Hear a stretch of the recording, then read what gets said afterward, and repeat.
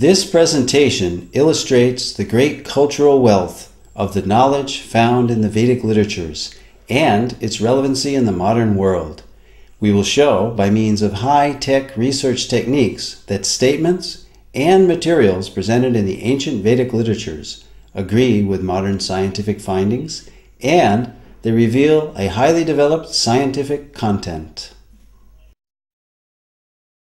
Techniques used to show this agreement include satellite imagery of the Indus-Saraswat river system, marine archaeology of underwater sites such as Dwarka, carbon and thermoluminescence dating of archaeological artifacts, scientific verification of scriptural statements, linguistic analysis of scripts found on archaeological artifacts, and a study of cultural continuity in all these categories.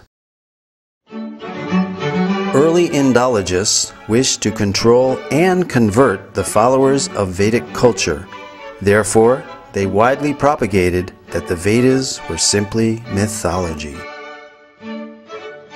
Max Muller, perhaps the most well-known early Sanskritist and Indologist, although later in life he glorified the Vedas, initially wrote that the Vedas were worse than savage, and India must be conquered again by education. Its religion is doomed.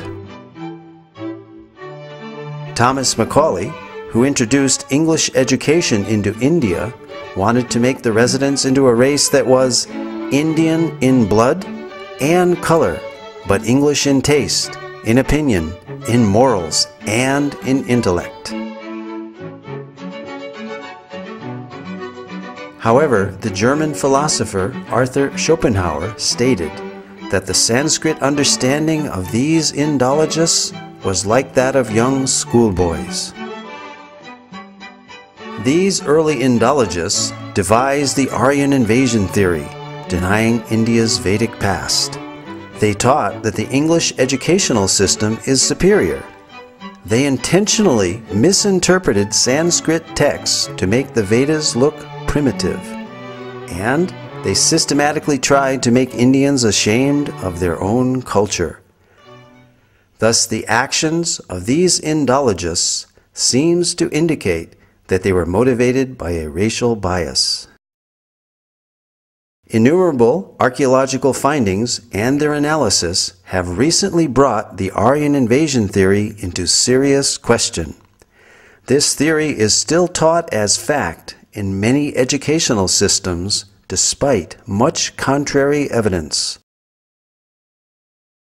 The Aryan invasion theory is that the Vedic Aryans entered India between 1500 and 1200 BCE. They conquered the native Dravidian culture by virtue of their superiority due to their horses and iron weapons. They imported the Vedic culture and its literatures. This Aryan invasion theory, however, deprives the inhabitants of India of their Vedic heritage. The wealth of their culture came from foreign soil. The Aryan invasion theory raises an interesting dilemma called Frawley's paradox. On the one hand, we have the vast Vedic literature without any archaeological finds associated with them. And on the other hand, we have 2,500 archaeological sites from the Indus-Saraswat civilization without any literature associated with them. A preponderance of contemporary evidence now seems to indicate that these are one and the same cultures. This certainly eliminates this paradox and makes perfect sense to an unbiased researcher. Facts which cast serious doubt on the Aryan invasion theory are: there is no evidence of an Aryan homeland outside of India mentioned anywhere in the Vedas. On the contrary, the Vedas speak of the mighty Saraswati River and other places indigenous to India. To date, no evidence for a foreign intrusion has been found, neither archaeological, linguistic, cultural, nor genetic. There are more than 2,500 archaeological sites, 2/3 of which are along the recently discovered dried-up Saraswati River bed. These sites show a cultural continuity with the Vedic literature from the early Harappan civilization up to the present-day India. Several independent studies of the drying up of the Saraswati riverbed all indicate the same time period of 1900 BCE.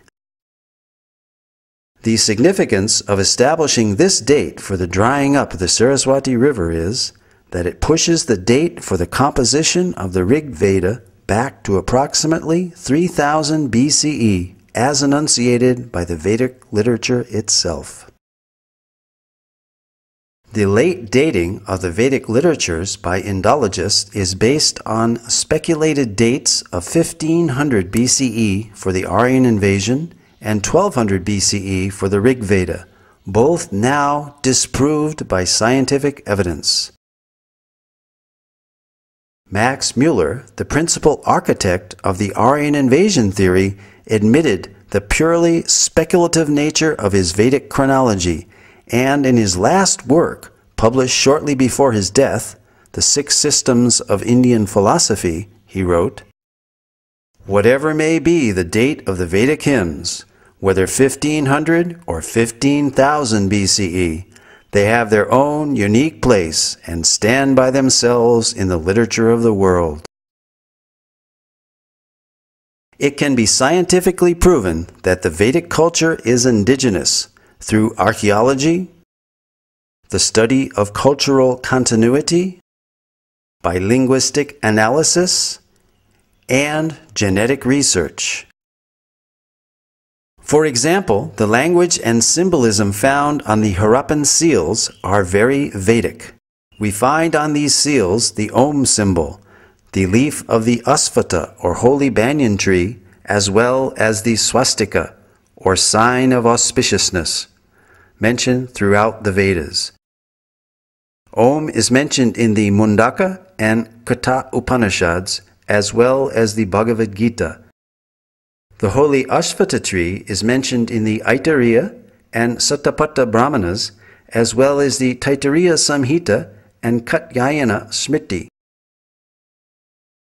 The pictorial script of these Harappan seals has been deciphered as consistently Vedic and termed Proto-Brahmi as a pre-Sanskrit script.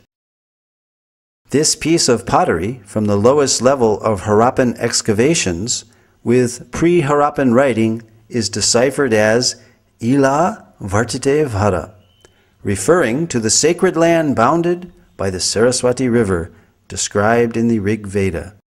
Additionally, other archaeological finds are culturally consistent, such as the dancing girl, whose bracelets are similar to those worn by women of northwest India today, and the 3 stone Shiva lingas found in Harappa by M.S. Vats in 1940. The worship of the Shiva linga is mentioned in the Mahanarayana Upanishad of the Yajur Veda and is still ardently practiced today. The Vedas were maligned by early Indologists because of their disagreement with their Eurocentric colonialist worldview, a view which produced and depended on the Aryan invasion theory. The fact that the Aryan invasion theory has been seriously challenged recently by scholars and Indologists adds credence to the Vedas as viable, accurate, and indigenous sources of information. Using modern scientific methods such as satellite imagery and dating techniques, it can be shown that the ancient statements of the Vedas are factual, not mythical as widely propagated. High-resolution satellite images have verified descriptions in the Rig Veda of the descent of the ancient Saraswati River from its source in the Himalayas to the Arabian Sea. Pure in her course from the mountains to the ocean, alone of streams, Saraswati hath listened. The mighty Saraswati River and its civilization are referred to in the Rig Veda more than 50 times, proving that the drying up of the Saraswati River was subsequent to the origin of the Rig Veda, pushing this date of origin further back into antiquity, casting further doubt on the imaginary date for the so-called Aryan invasion. This satellite image clearly shows the Indus-Saraswati River system extending from the Himalayas to the Arabian Sea. Here, the Indus River is on the left, outlined in blue, while the Saraswati River basin is outlined in green. The black dots are the many archaeological sites or previous settlements along the banks of the now dry Saraswati River. The drying up of the Saraswati River around 1900 BCE is confirmed archaeologically. Following major tectonic movements or plate shifts in the Earth's crust, the primary cause of this drying up was due to the capture of the Saraswati River's main tributaries, the Sutlej and the Drishtadyavati, by other rivers.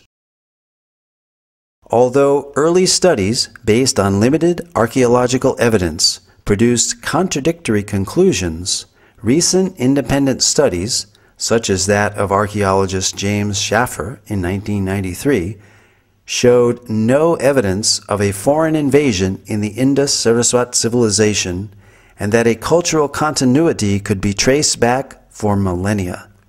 In other words, archaeology does not support the Aryan invasion theory.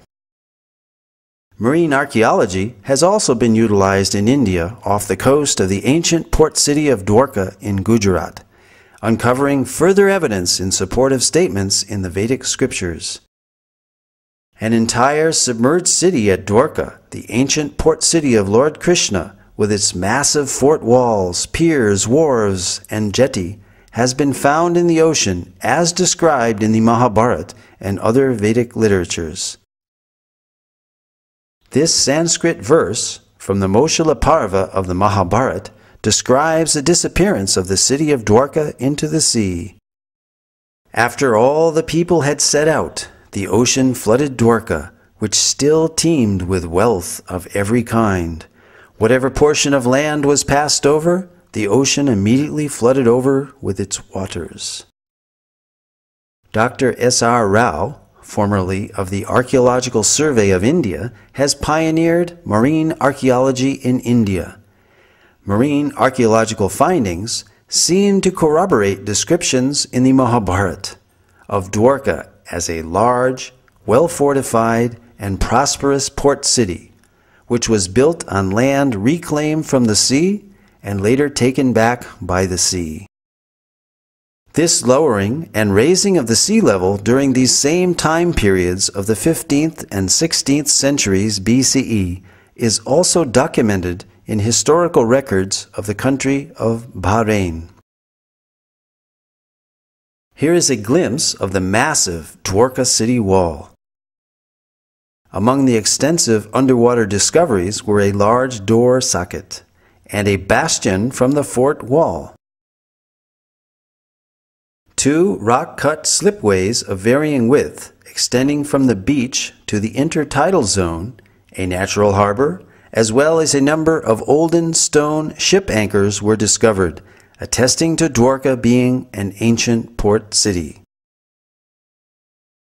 The 3-headed motif on this conch shell seal, found in the Dwarka excavations, corroborates the reference in the scripture Harivamsa that every citizen of Dwarka should carry a mudra or seal of this type.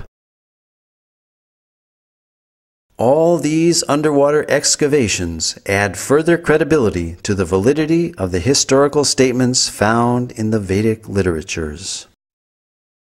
Apart from Dwarka, more than 35 sites in North India have yielded archaeological evidence and have been identified as ancient cities described in the Mahabharata. Copper utensils, iron, seals, gold, and silver ornaments, terracotta discs, and painted grayware pottery have all been found in these sites. Scientific dating of these artifacts again corresponds to the non-Aryan invasion model of Indian antiquity. Furthermore, the Matsya and Vayu Puranas describe great flooding which destroyed the capital city of Hastinapur, forcing its inhabitants to relocate in Kaushambi. The soil of Hastinapur reveals proof of this flooding. Archaeological evidence of the new capital of Kaushambi has recently been found, which has been dated to the time period just after this flood. Similarly, in Kurukshetra, the scene of the great Mahabharat war, iron arrows and spearheads have been excavated and dated by thermoluminescence to 2800 BCE, the approximate date of the war given within the Mahabharat itself. The Mahabharat also describes 3 cities given to the Pandavas, the heroes of the Mahabharat, after their exile: Paniprastha, Sonaprastha, and Indraprastha, which is Delhi's Puranakela. These sites have been identified and yielded pottery and antiquities which show a cultural consistency and dating consistent for the Mahabharat period, again verifying statements recorded in the Vedic literatures. Although early Indologists in their missionary zeal widely vilified the Vedas as primitive mythology, many of the world's greatest thinkers admired the Vedas as great repositories of advanced knowledge and high thinking.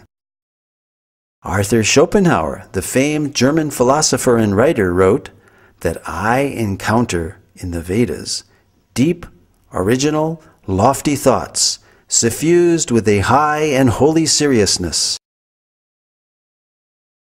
The well-known early American writer Ralph Waldo Emerson read the Vedas daily. Emerson wrote, I owed a magnificent day to the Bhagavad Gita. Henry David Thoreau said, in the morning I bathe my intellect in the stupendous philosophy of the Bhagavad Gita, in comparison with which our modern world and its literature seems puny and trivial.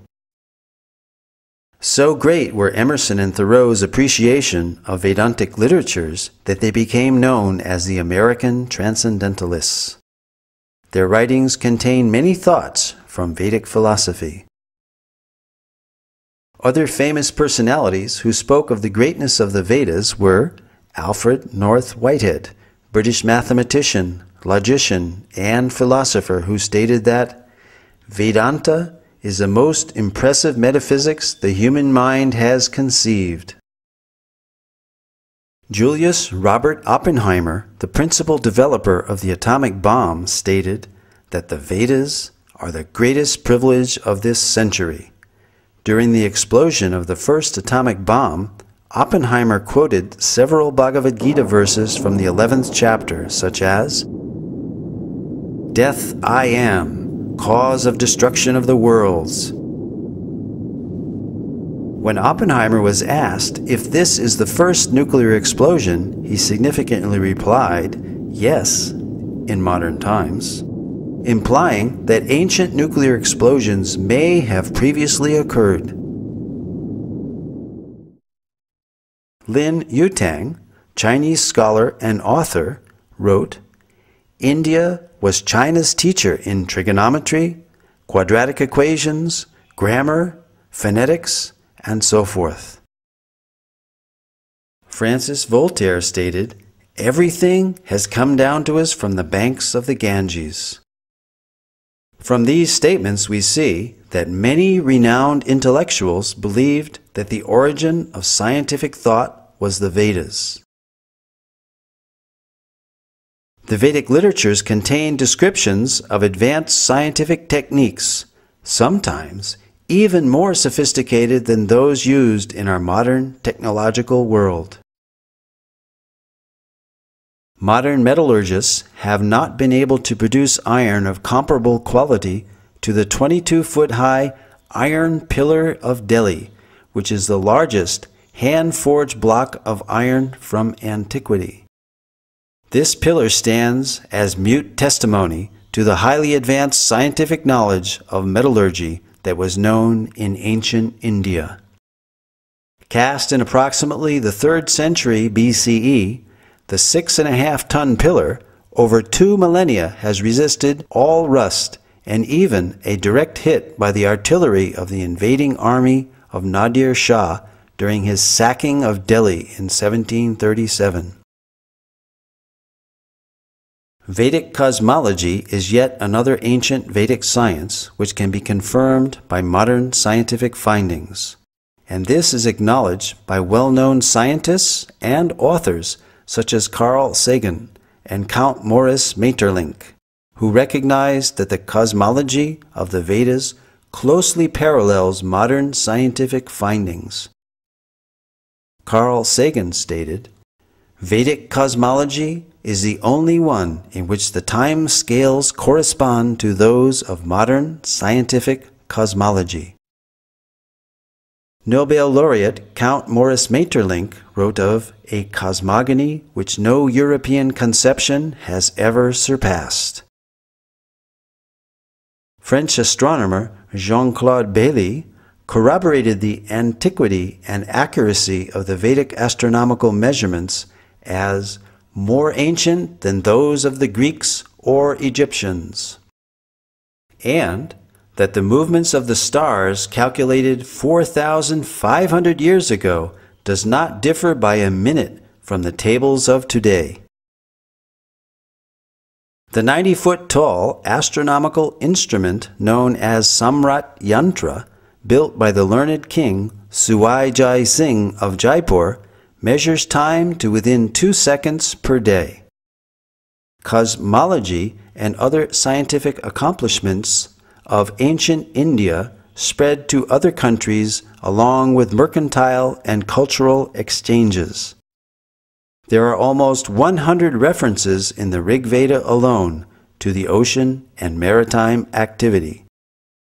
This is confirmed by Indian historian R.C. Majumdar, who stated that the people of the Indus-Saraswat civilization engaged in trade with Suma and centers of culture in Western Asia and Crete. An example of these exchanges is found in the inscriptions on the Heliodorus column, erected in 113 BCE by Heliodorus, a Greek ambassador to India and convert to Vaishnavism, as well as the 2nd century BCE coins of Agastocles, showing images of Krishna and Balaram. These artifacts stand testimony that Sanatana Dharma predates Christianity. This also confirms the link between India and other ancient civilizations such as Greece, and shows that there was a continuous exchange of culture, philosophy, and scientific knowledge between India and other countries. Indeed, the Greeks learned many wonderful things from India. Voltaire, the famous French writer and philosopher, stated, "Pythagoras went to the Ganges to learn geometry."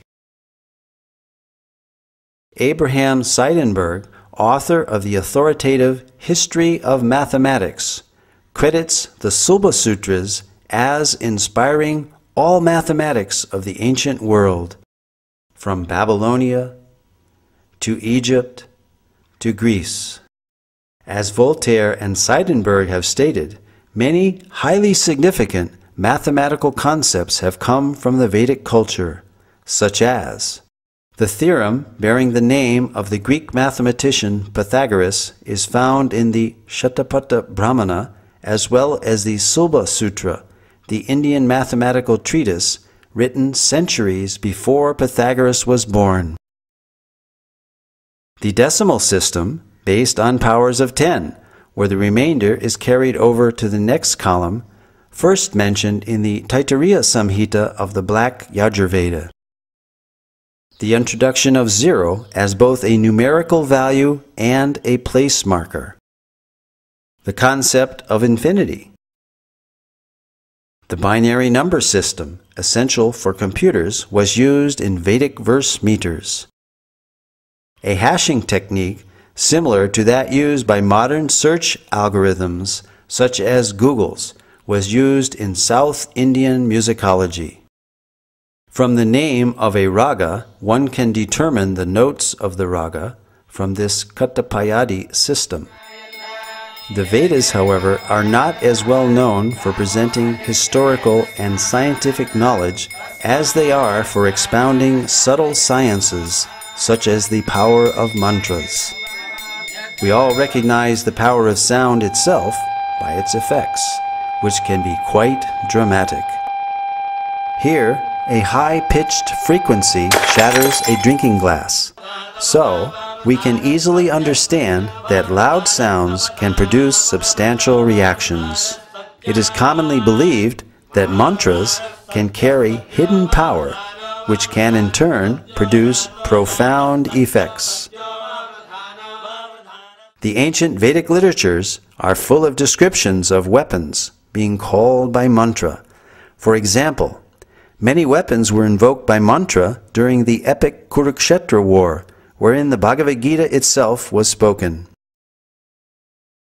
The ancient deployment of Brahmastra weapons, equivalent to modern-day nuclear weapons, are described throughout the Vedic literatures.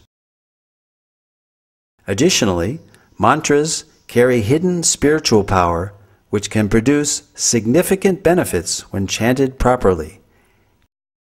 Indeed, the Vedas themselves are sound vibrations in literary form and carry a profound message.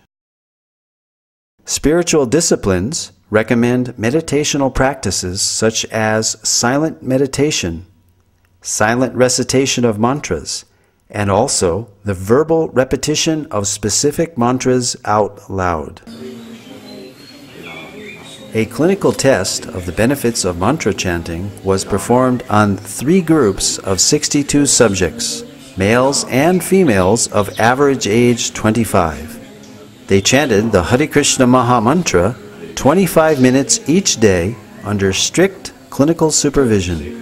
Results showed that regular chanting of the Hare Krishna Maha Mantra reduces stress and depression and helps reduce bad habits and addictions.